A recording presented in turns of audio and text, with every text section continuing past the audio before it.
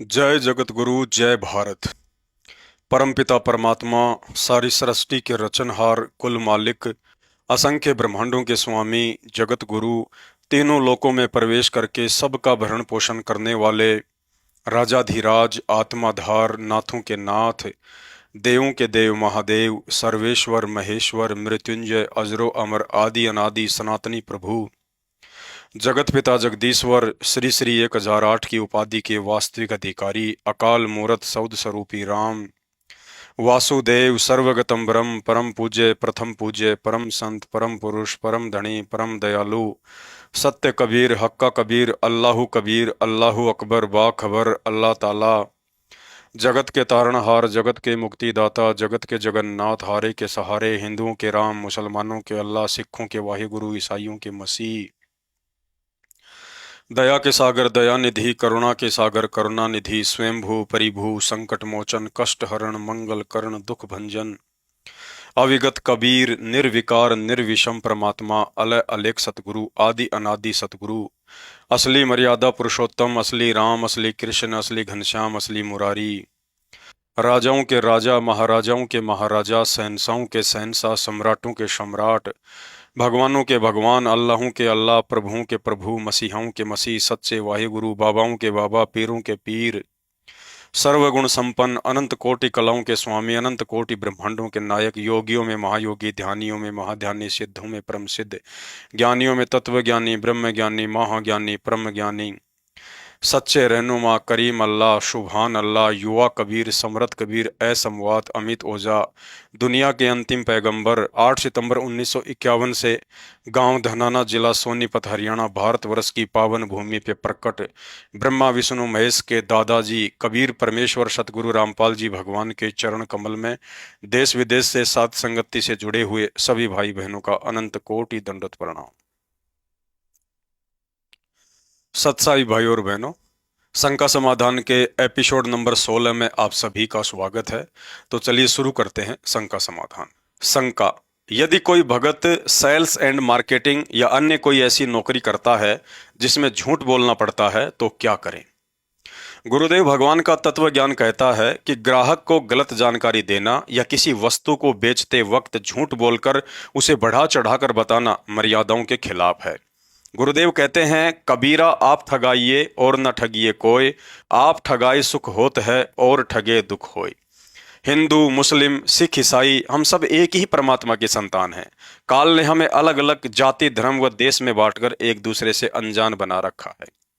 इस काल ने पहले से ही हम सबको इतना दुखी कर रखा है, और ऊपर से यदि हम अपने स्वार्थवश एक दूसरे को झूठ बोलकर, धोखा देकर, ठग कर, आत्मा दुखाकर और अधिक दुखी करते हैं, तो उपदेश लेने के बाद भगत का यह कर्म भी सतगुरु को नाराज करने वाला होता है। अतः जो भी काम करें ईमानदारी और सच्ची नीयत के साथ करें। गुरुदेव भगवान की नजर पल पल भगत के ऊपर बनी ही रहती है। वे हमारे हर कर्म से भली भांति परिचित होते हैं। जो बच्चा गऊ की नजर में यूं साईं को संत, भगतों के पीछे फिरे वो भगत वत्सल भगवान थे। जो गुरुदेव भगवान तीनों लोकों में प्रवेश करके सबका पालन पोषण करते हैं, वह समर्थ सतगुरु अपने मर्यादित भगत का भी ख्याल रखते हैं। कभी कभार अपने भगत के शील, संतोष, विवेक व धैर्य की परीक्षा के लिए परिणाम में देरी अवश्य कर देते हैं। अतः चाहे कैसी भी स्थिति या परिस्थिति क्यों ना हो, दुख में हो या सुख में हो, लाभ में हो या हानि में हो, इज्जत मिले या बेइज्जती हो, भगत ने सच्ची नियत से विश्वास के साथ अपना भक्ति कर्म व सांसारिक कर्म करते रहना चाहिए। और यह भी सोचना चाहिए कि टूटने से पहले ही परमात्मा अपने भगत को संभाल भी लेता है। इस दयालु परमात्मा से अपने भक्तों का दुख दर्द देखा नहीं जाता है, यदि वास्तव में कोई भगत है तो। इसलिए गुरुदेव भगवान कहते हैं, कल पे कारण कौन है, तू कर सेवा निष्काम, मन इच्छा फल देऊंगा जब पड़ेगा गुरु से काम। शंका: यदि पालतू पशु गाय, भैंस, बैल, बकरी आदि को चीचड़ लग जाएं या शरीर के किसी अंग में कीड़े पड़ जाएं तो क्या करें? परम पूज्य सतगुरु रामपाल जी भगवान ने एक शब्द में बताया कि धनी बिहूना पशु रहे, वो दर दर धक्के खावे, भूख प्यास और गर्मी सर्दी में कष्ट पर कष्ट उठावे। जब वो पशु धनी का हो जा, सब चिंता मिट जावे, बड़ भागी आवे गुरु की शरण में, वो जामन मरण मिटाता, हरि को गुरु विहीन नहीं भाता। पालतू पशु गाय, भैंस, बैल, बकरी, ऊंट आदि किसान के अधीन होते हैं। अतः सर्दी गर्मी धूप बरसात व बीमारी की हालत में उसकी चिंता और जिम्मेदारी भी किसान की ही होती है। यदि किसी कारणवश पशु को चीचड़ लग जाते हैं तो एक बर्तन में पानी डालकर हाथ से चीचड़ तोड़कर उन्हें पानी में डालकर कहीं दूर फेंक सकते हैं। ऐसा करने से चीचड़ भी नहीं मरेंगे और पशु को आराम भी मिलेगा। दूसरा, यदि पशु को कीड़े पड़ जाएं या बीमार हो जाता है तो उपदेशी किसान भगत भाई डॉक्टर से पशु का इलाज करवा सकते हैं। परमात्मा कहते हैं, जो अपने सु और के एक पीड़ पिछाड़। यदि परिवार के किसी व्यक्ति को चोट लगने के बाद असावधानी बरतने के कारण चोट वाली जगह पर कीड़े पड़ जाएं तो हम डॉक्टर से उपचार करवाएंगे। इसी तरह पशु भी किसान के परिवार का एक सदस्य ही होता है जो खेती बाड़ी में उसकी मदद करता है। गाय भैंस बकरी पीने के लिए दूध देती हैं और बैल ऊंट खेत जोतने में मदद करते हैं। अतः ज्ञान आधार से ऐसी परिस्थिति में पशुओं के लिए डॉक्टर की मदद लेना गलत नहीं है। शंका, उपदेशी भक्तों को जींस या छोटे छोटे तड़क भड़क वाले फैंसी कपड़े पहनने चाहिए या नहीं। गुरुदेव भगवान कहते हैं, दासा तन नेड़े नहीं और नाम धरावे दास, पानी के पिए बिना भाई कैसे बुझेगी प्यास। अर्थात उपदेश लेने के बाद जब तक भगत अपने रहन सहन आचार विचार खान पान और पहनावे में बदलाव लेकर नहीं आएगा तब तक भगत की श्रेणी में नहीं गिना जाएगा। एक सत्संग में पूज्य गुरुदेव भगवान ने बताया कि बच्चों, जब तक दुनिया वाले तुम भक्तों के जीवन में आए बदलाव से प्रभावित होकर भक्ति मार्ग से नहीं जुड़ेंगे तब तक मुझे वो प्रसन्नता नहीं मिलेगी जो मिलनी चाहिए। अतः गुरुदेव भगवान के आदेशानुसार भगत भाई बहनों ने अपने पहनावे को लेकर बहुत ही मर्यादित रहना चाहिए। एक उपदेशी भगत को जगत की देखा देखी व फैशन की दौड़ में टाइट कपड़े जीन्स आदि ना ही तो खुद ने पहनना है और ना ही बच्चों को लाकर देना है। माता बहनों ने कमीज कुर्ता व ब्लाउज की बाजू का कपड़ा कोहनी से नीचे तक रखना चाहिए तथा तड़क भड़क और अधिक चमकीले कपड़े नहीं पहनने चाहिए। माता बहनों ने पेट या कमर दिखाई देने वाले कपड़े, पुरुषों के कपड़े जैसे pant shirt jeans T shirt आदि नहीं पहनने चाहिए। आजकल लेगिंग पहनने का प्रचलन काफी है, लेकिन माता बहनों के लिए भक्ति मार्ग में लेगिंग पहनना निषेध है। यदि उपदेशी माता बहनों की नासमझी के कारण छोटे छोटे टाइट व अभद्र कपड़े पहनने के चलते यदि किसी के मन में दोष या विकार उत्पन्न होता है तो उसमें वह माता बहन भी उतनी ही दोषी मानी जाती है और अंतर्यामी गुरुदेव भगवान भी नाराज होते हैं। घर पर रहें या सत्संग में जाएं, माता बहनों ने ढीले ढाले सभ्य कपड़े पहनकर ही जाना है और बच्चों को भी सभ्य कपड़े पहनाकर ही जाएं। यदि सत्संगी भाई बहन भी दुनिया की देखा देखी में ज्ञान से हटकर चलेंगे तो समाज सुधार की उम्मीद कैसे की जा सकती है। ठीक इसी तरह भगत भाइयों ने भी सत्संग समागम या रिश्तेदारी आदि जगह आते जाते समय tight jeans tight T shirt व अन्य असभ्य कपड़े पहनने से बचना चाहिए। शंका, घर में अगर चींटी या कॉकरोच हो जाए तो लक्ष्मण रेखा या अन्य कोई कीड़े मकोड़े मारने का स्प्रे या हिट का प्रयोग कर सकते हैं या नहीं। गुरुदेव भगवान कहते हैं, दर्द बंद दरवेश है बेदर्द कसाई। अर्थात जिसके दिल में दया भाव नहीं ऐसा व्यक्ति भगत होकर भी कसाई के समान है। अतः घर में कॉकरोच या कहीं से चींटियां आ जाती हैं तो उन्हें किसी भी तरीके से मारना उचित नहीं है। उन्हें वहां से नुकसान पहुंचाए बिना दूर भगाने का कोई अन्य सरल तरीका हो तो जरूर अपनाना चाहिए। ज्यादातर घर में कॉकरोच व चींटियां मीठी वस्तुओं के बर्तन को खुला छोड़ने या गंदगी से आती हैं। अतः ऐसी स्थिति में हमें भी साफ सफाई और सावधानी बरतनी चाहिए। यूट्यूब पर रसोई से चींटी व कॉकरोच आदि को नुकसान पहुंचाए बिना भगाने का कोई तरीका मिल जाए तो उसे भी अपना लेना चाहिए। यदि फिर भी चींटियों का आना कम नहीं हो रहा है तो गुरुदेव भगवान से प्रार्थना करते हुए ज्योति हवन यज्ञ का संकल्प कर सकते हैं, लेकिन जीव हत्या बिल्कुल नहीं करना है। शंका, घर में पोंछा लगाते हैं, बाथरूम में फिनाइल तेजाब या हाइपर आदि डालते हैं, उसमें भी तो जीव मरते हैं, क्या भक्ति मार्ग में यह उचित है।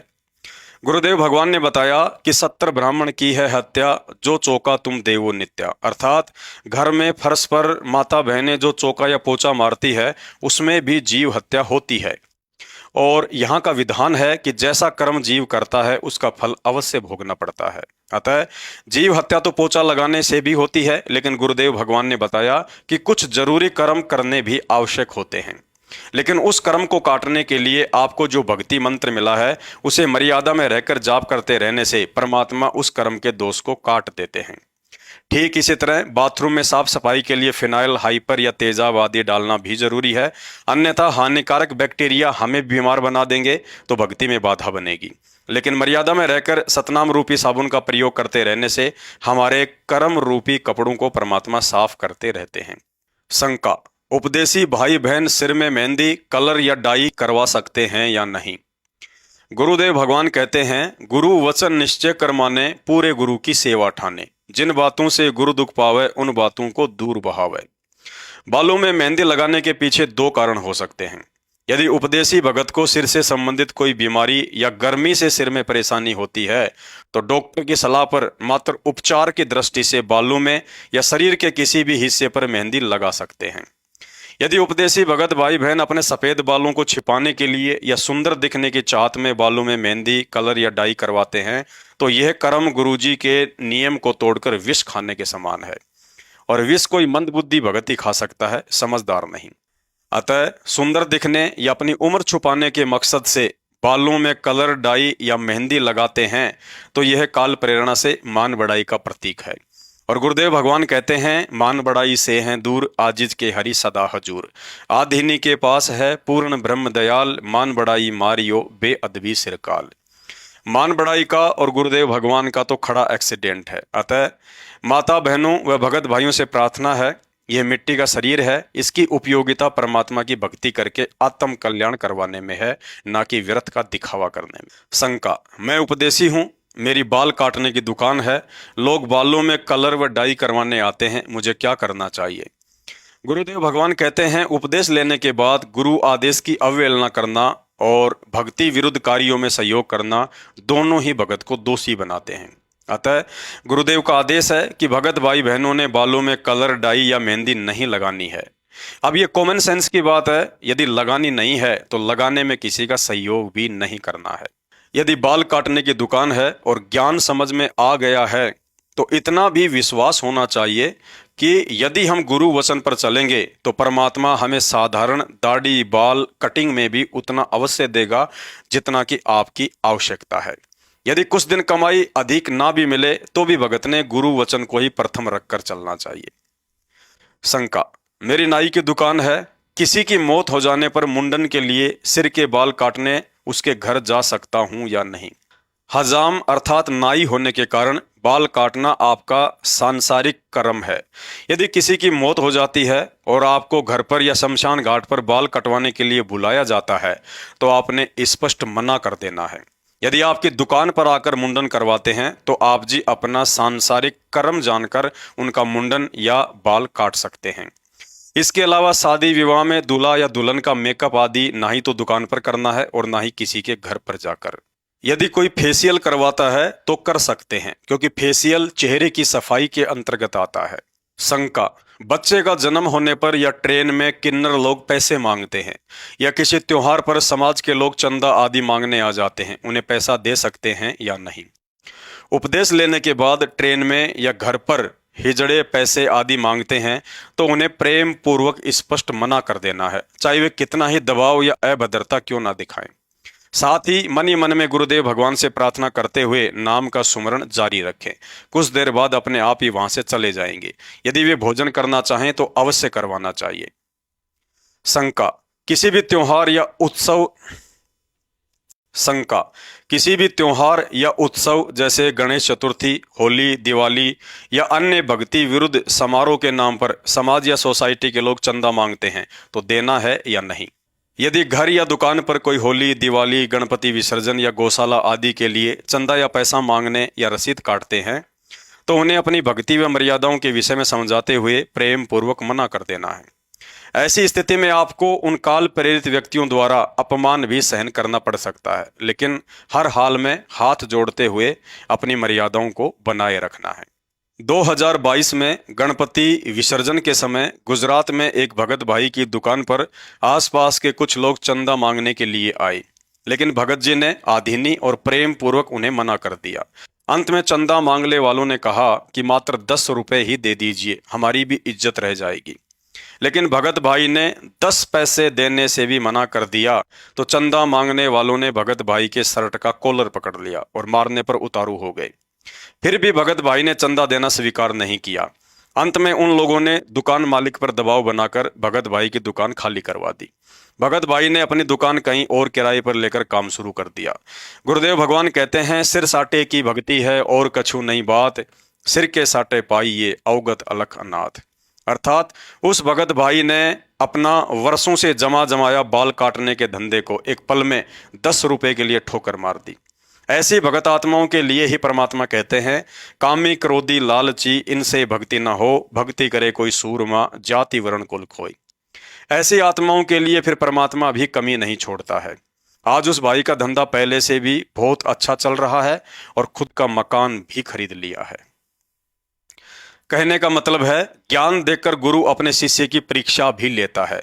उस दिन उस भगत भाई की परीक्षा थी। यदि फेल हो जाता तो ना घर का रहता और ना ही घाट का, लेकिन संघर्ष किया तो सतगुरु की दया का पात्र बना।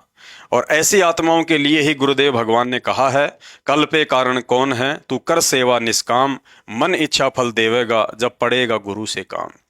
ऐसी पतिव्रता आत्माओं पर जब कभी कर्म की आंच आती है तो परमात्मा उनकी बलाएं अपने सिर ले लेता है और भगत को महसूस भी नहीं होता है कि कुछ हुआ भी था। शंका, क्या उपदेश लेने के बाद सामाजिक कार्यों के लिए चंदा दे सकते हैं?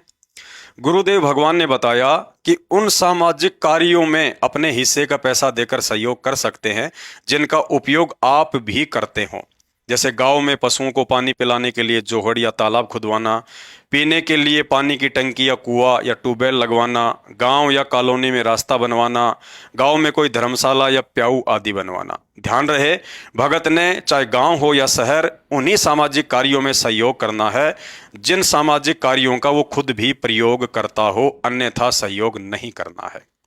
तो शंका समाधान में आज केवल इतना ही। शंका समाधान के और अधिक वीडियो देखने के लिए हमारे Facebook page Pawan Das is live मानव धर्मी पवन दास को फॉलो करें। वीडियो अच्छा लगे तो शेयर करें। बंदी छोड़ सतगुरु रामपाल जी परमेश्वर जी की जय हो।